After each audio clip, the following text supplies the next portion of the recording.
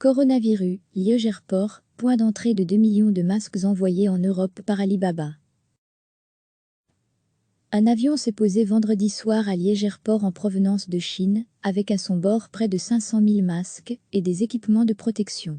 Ceux-ci ont été envoyés en Europe par la Fondation Alibaba et la Fondation Jack Ma, du nom du fondateur et ancien patron du géant chinois de l'e-commerce.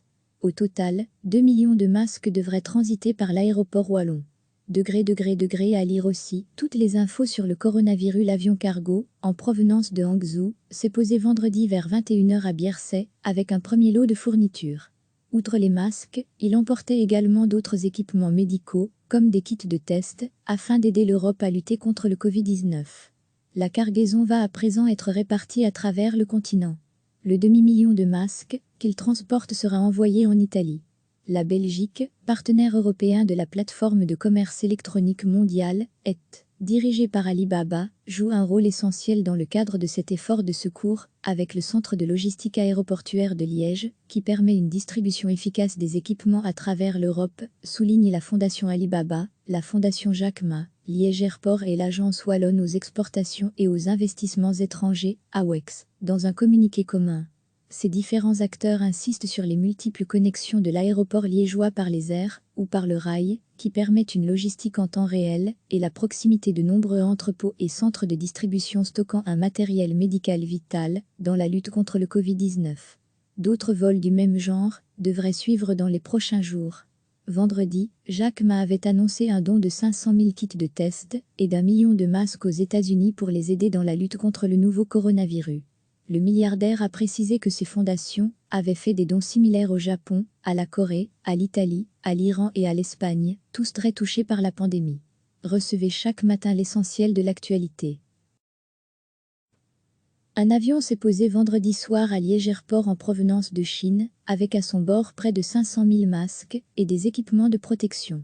Ceux-ci ont été envoyés en Europe par la Fondation Alibaba et la Fondation Jack Ma, du nom du fondateur et ancien patron du géant chinois de l'e-commerce. Au total, 2 millions de masques devraient transiter par l'aéroport wallon. À lire aussi, toutes les infos sur le coronavirus. L'avion cargo, en provenance de Hangzhou, s'est posé vendredi vers 21 h à Bierset, avec un premier lot de fournitures. Outre les masques, il emportait également d'autres équipements médicaux, comme des kits de test, afin d'aider l'Europe à lutter contre le Covid-19.